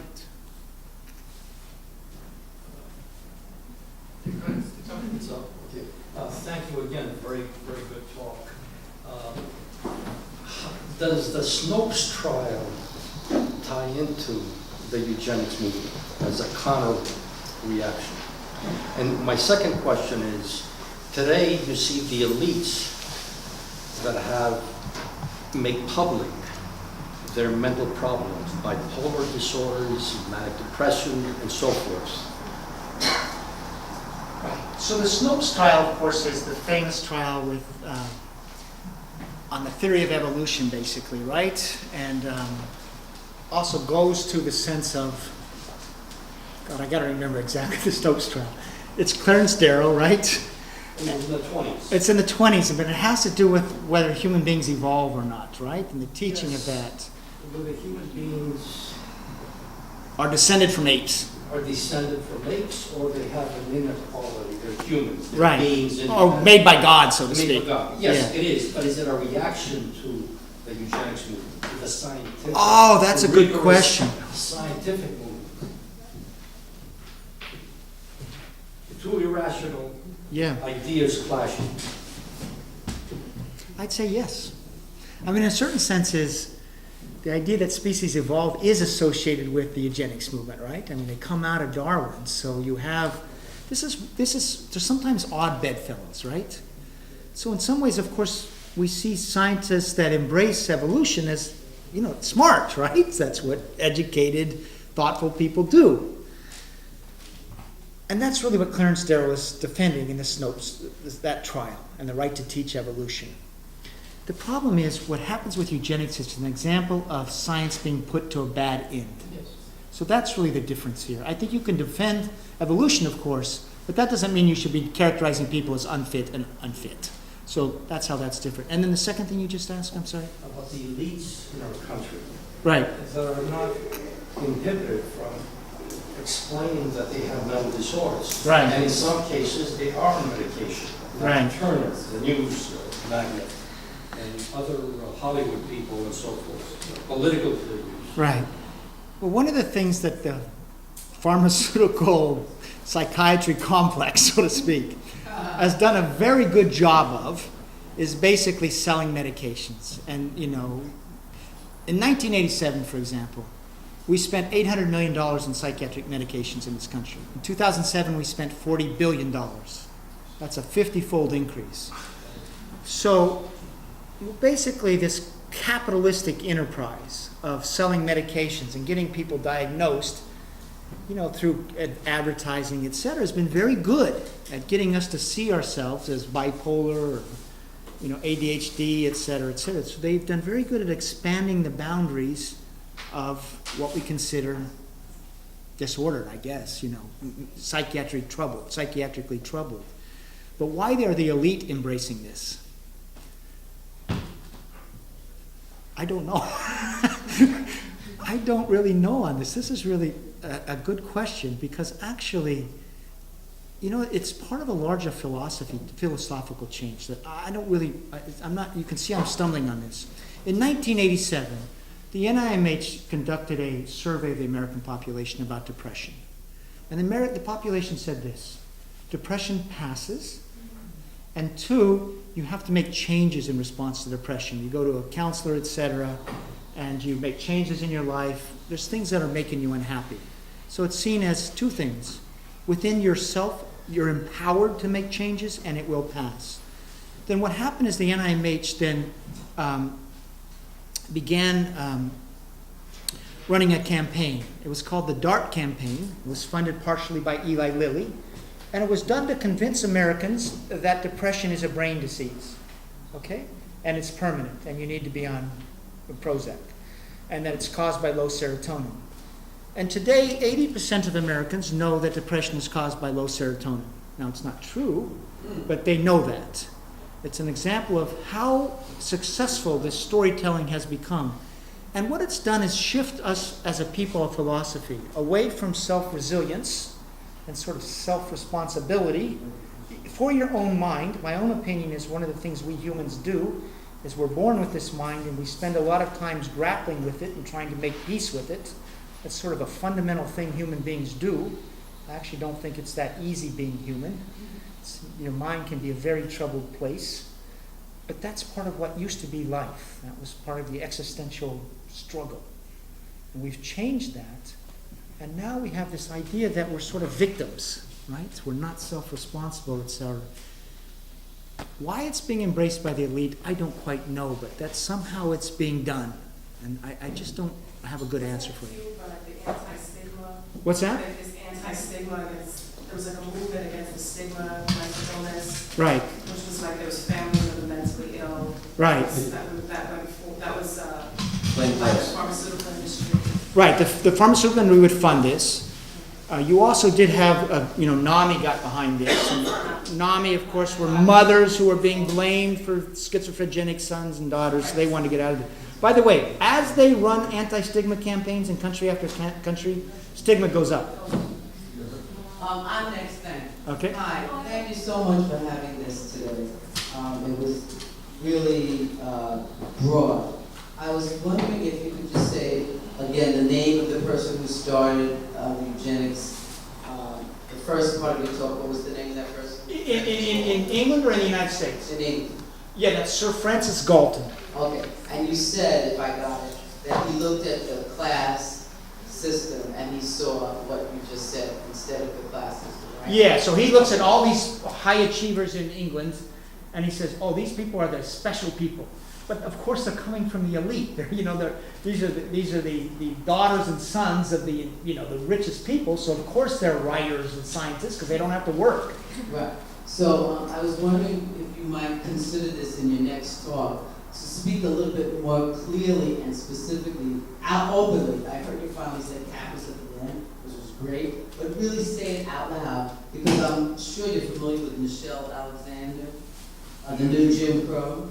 Oh, sure, she wrote the book. Yeah. Yes. Because what I see happening in the talk is I could get sort of bamboozled into not realizing that there is a real financial buttressing of this whole ideology. And I would like to ask you to consider that, to say really clearly, look, the finance capitalists of the world, they come up with ideologies so that they can separate us. That's one point I'd like to hear you say something about that. And then the other thing is, so when you were talking with the lawyers, were they able to tell you that most of the people that they're talking about are of color that are being in these prisons? Yeah. Okay, so I saw your face and I get that that's a yes, because I work in the jail. And so you know the answer is yes. yeah, but just to say that openly, because you know what? I myself, who is of color, when I started working in the jail, I came home shocked. I said, damn, I haven't seen a white guy in here in 4 years. So this is something to really state openly, so that you can say, possibly, I'd just like the idea that the old Jim Crow ended in the 60s, and the new Jim Crow is blah, blah, blah. That might help to really broaden this conversation so that people see that, once again, racism is used, and I want to say one thing about women, that is, racism is used to divide us, the 99%, because of course, we think, well, this is just some general thing, but is it really that it's racist? Because that's how you're going to deny whole people the right to vote. And the last thing is women in madness.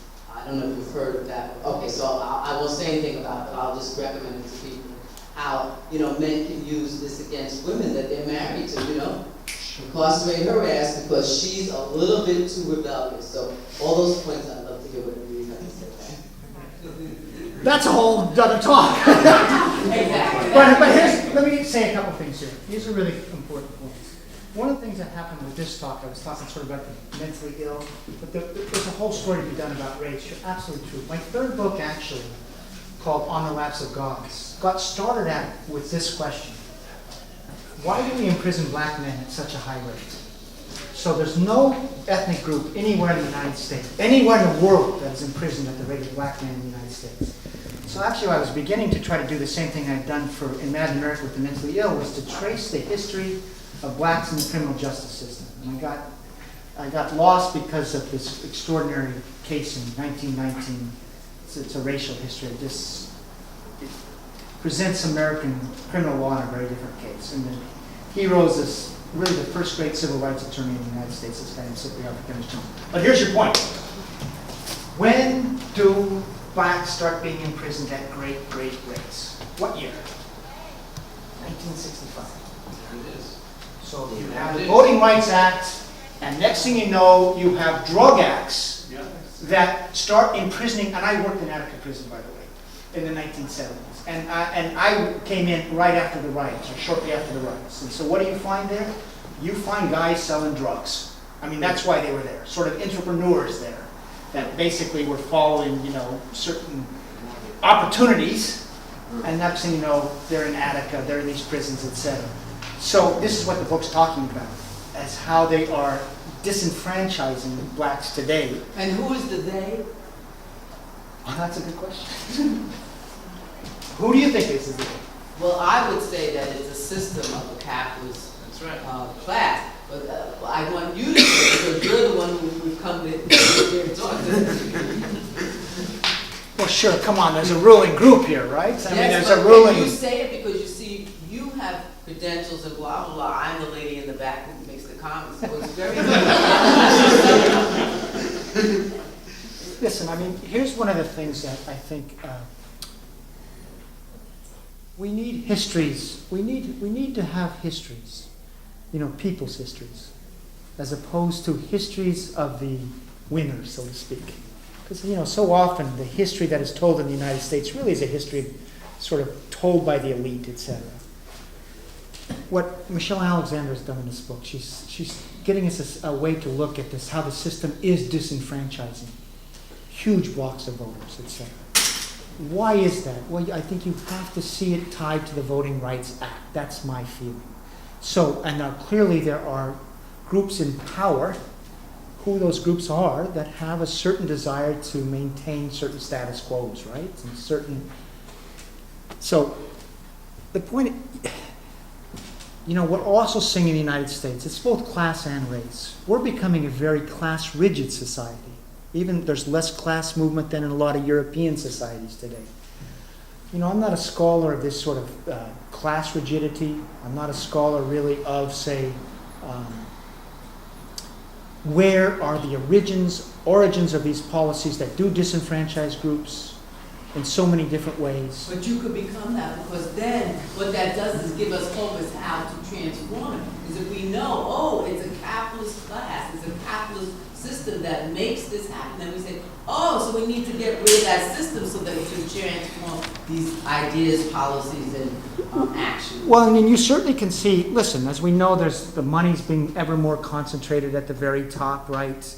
And just listen to this. So one of the ideas is, we can't tax the rich because they make all the jobs, right? We hear this about the Republicans, etc. And you hear that repeated in certain media. Well, that's a story about how the fit, so to speak, need to be favored in our society. I mean, it's completely ludicrous. One small thing, my daughter teaches high school in a Brooklyn high school. And her tax rate is about, I don't know, by the time you add up all the taxes, it's like 40-45%. Warren Buffett's paying 18% or something, or 15%. So my daughter is paying like 3 times what Warren Buffett's paying. I mean, it's just so insane. And obviously we're having these things because, there's a certain ruling elite, obviously, is what's happening. Look at the Supreme Court decision that said, corporations are people, that sort of thing. By the way, the corporations are people, that goes back to decisions made in the 1890s. So the 14th Amendment was passed to give equal rights and the protection of the Constitution to the freedmen, right? That's why we have the 14th Amendment. And you can read in a series of decisions in the late 1800s in which, in essence, the U.S. Supreme Court withdraws the protection of the 14th Amendment to protect the rights of the freedmen, right? At the same time, they are using the 14th Amendment to protect the rights of railroad owners. So that decision goes back to the 1890s, a discredited decision.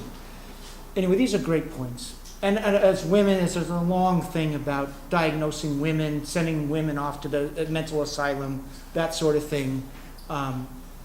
One great study. Now you got me going.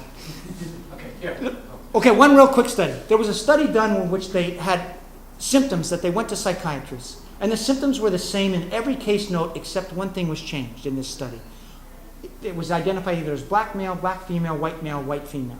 And then what's the diagnosis? So which group was most likely to be diagnosed schizophrenic? Same symptoms. What's that? Black male. What was second? Black female.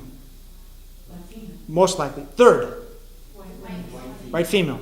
The least likely to be diagnosed as schizophrenic was white men. Why? Because white men were doing the diagnosis. Thanks, Bob. Just a couple quick questions. What were the number of book sales with regards to eugenics, as far as how are these being read popularly throughout the United States? And when did eugenics stop being taught in universities? Also, who's paying for the sermons as far as the funding of those prizes? And then there's a new theory out, a book out, talking about Darwin as being the greatest economist ever, right? And so there's thought as far as with that. And I'm not sure if you know, as far as the OSS, which was a predecessor to the CIA, that the funding for that, and anthropologists were being funded by the foundations, like Rockefeller, exact same foundations that were funding the eugenics programs. And their anthropological viewpoints and their studies that they were doing on indigenous people around the world echo as far as the eugenics, but also that as far as capitalism, as far as being put forward.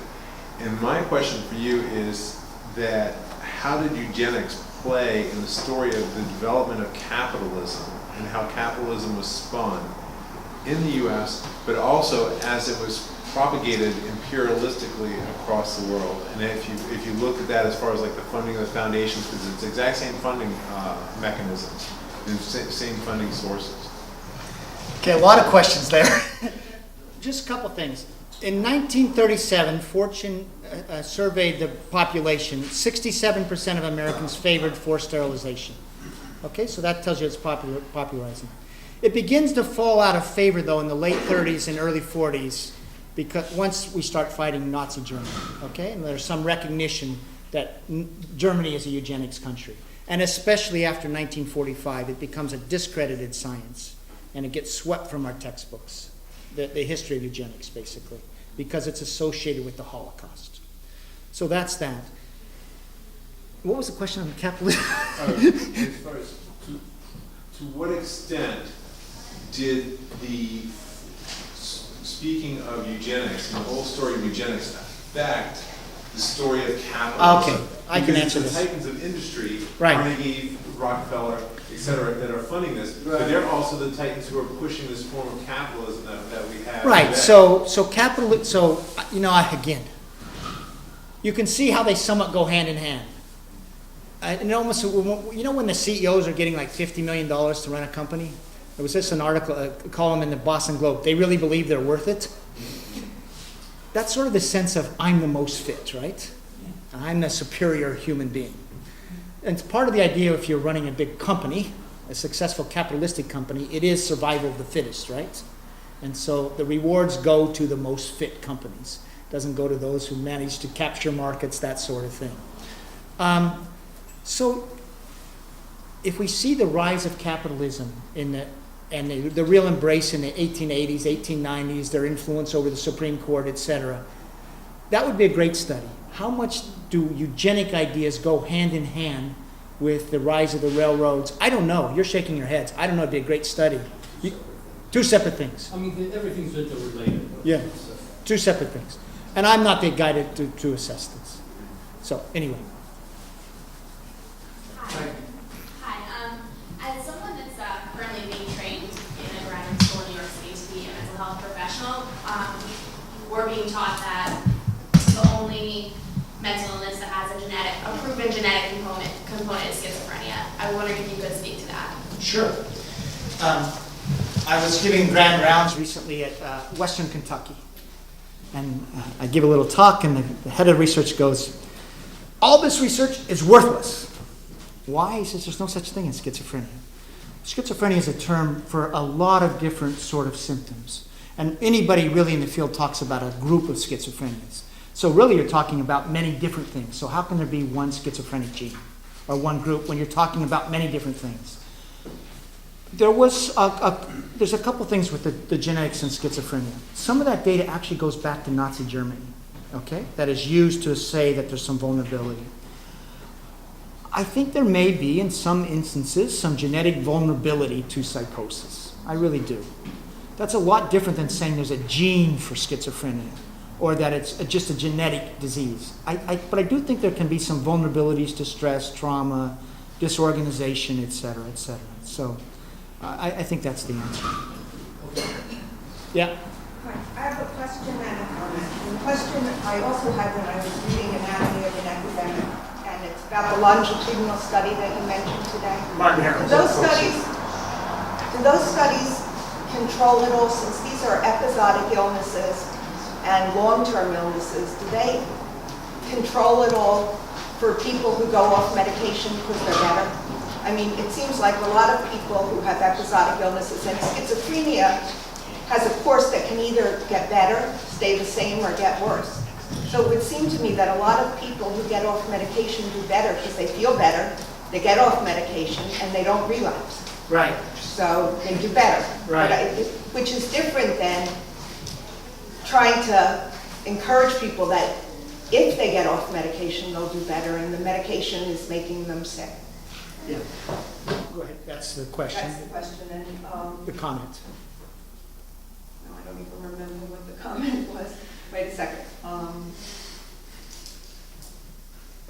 Oh, it was about that at least we should, I think, mention in this kind of group the recovery movement, which is a growing movement among, and you did mention it in your book, which is a growing movement among people diagnosed with mental illnesses themselves. Their slogan is a lot of nothing about us without us.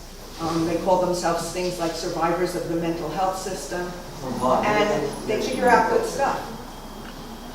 What was the last thing? I'm sorry. They figure out a lot of good things, a lot of Right, sort of self-determination. self-determination and feelings of, lots of ways that you can live in the world. There isn't just one standard of how you can live. And I think it's, the research shows that a lot of them do pretty well. Yeah. Did you mention the book, since you just asked about the... Well, why don't you mention it? Go ahead. We'll hold up your book. Yeah, you asked about it, and I'm a anti-establishment... What's your name? My name is Seth Farber. I'm an anti-establishment psychologist. I've written 4 or 5 books, and my last one just came out. You can get it at Amazon. It's... Bob wrote one of the people who wrote endorsements for it, and it's called The Spiritual Gift of Madness. And the subtitle is Investigative of Psychiatry and the Rise of the Mad Pride Movement. So I talk about how the Mad Pride Movement began in the history of it beginning in the mental patients' liberation, the psychiatric survivors, and now a more popular term is the Mad Movement. Anyway, I go into theory and as well as history and what's going on today. So I just want to mention I have a press release if you want to pick it up. And you can get this on Amazon. So let me answer your question about it's just a matter of people who are better going off that, say, have an episodic form of the disorder. And that's what you're seeing. By the way, in the Anatomy of an Epidemic, I'm not encouraging, that's not a medical advice book, right? No, I know. Yeah, I'm not encouraging anybody to go off meds. I just think we need to know this information. Here's the thing so the Martin Harrow study, if you read it, it makes it seem that that's what's happening, okay? He says it's those with a good prognosis who are going off meds and doing better. So it's not the meds. It's just that there's a subset of people, perhaps with a lot milder form, who are going off and doing well.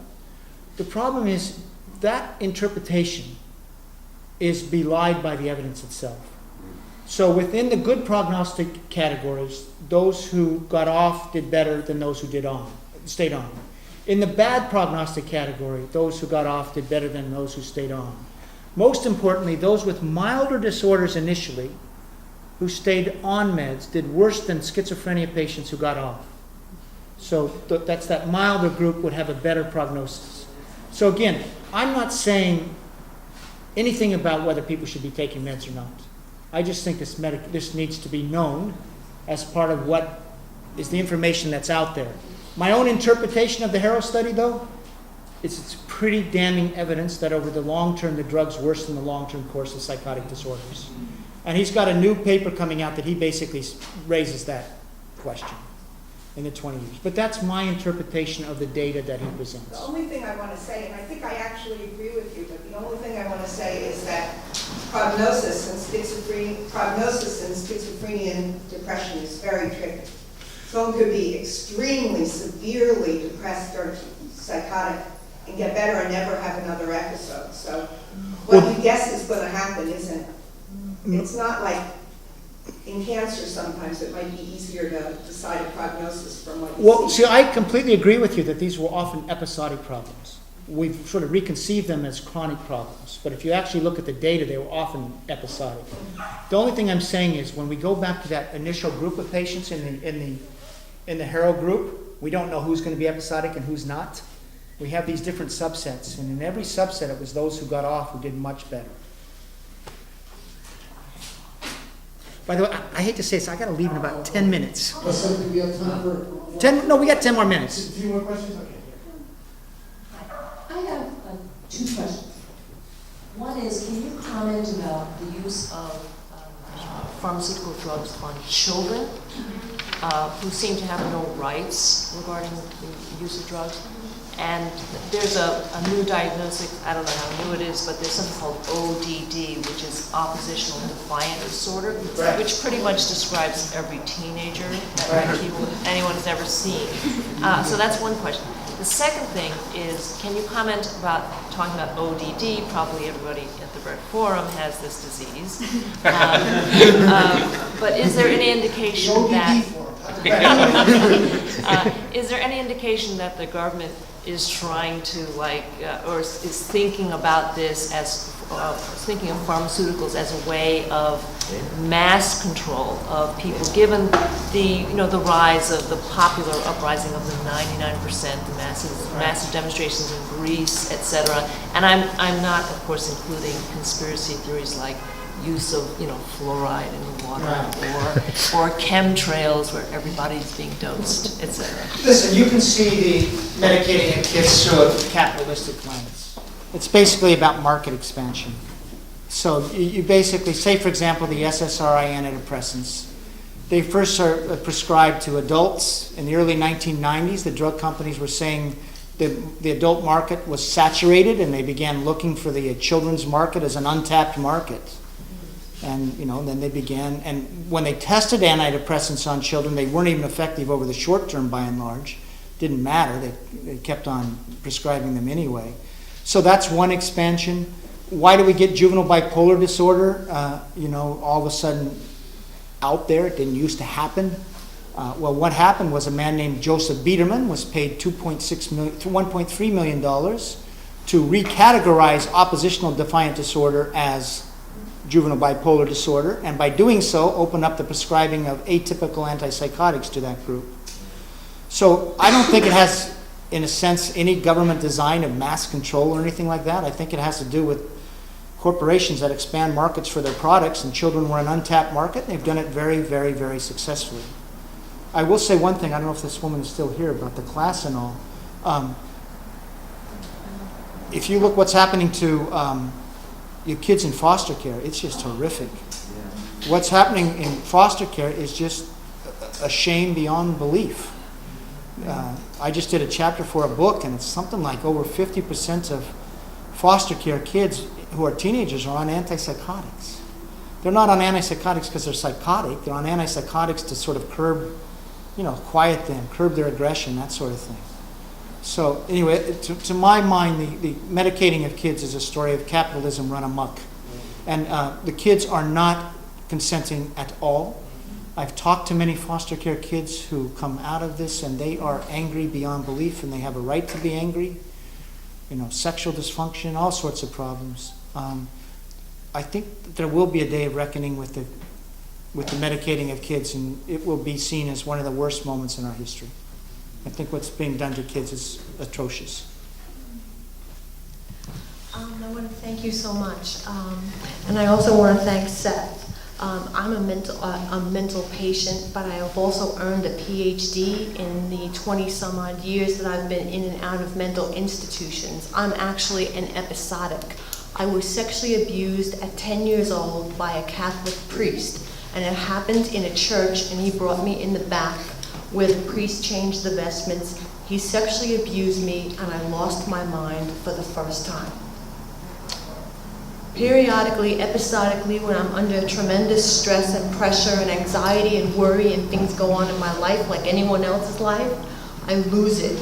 I have post-traumatic stress disorder, and my truth has been rewritten, and I've been lied about in psychiatric records, and it happens. And a Washington, D.C. reporter wrote a book called Crazy about his son's experience with so-called mental illness. And he reported in his book how he was instructed to lie by the emergency room staff about his son. He had to say that his son was attempting to kill him in order to have the son committed, because the commitment laws have it that you have to be a danger to yourself or others in order to justify the commitment. I definitely like a lot of the analysis you did on eugenics, and you mentioned, at least in the response, that it's the attitude towards science that's also in play here. You also were talking a bit about how we're waiting for Godot to some degree as for like these tests, but I think if we were to speculate a little, I think that at some point in the next couple of years, it's almost inevitable that the same forces that bought Biederman will also buy either a definitive neurochemical, neuroimaging, or genetic proof of disease and disorder, unless there's some advantages to keep it ambiguous, to expand the diagnostic net. So the question then is, like, if science is being appropriated in the name of marketing, right, what sorts of strategies and rhetoric do you think can work against or resist this wielding of fact to short-circuit debate?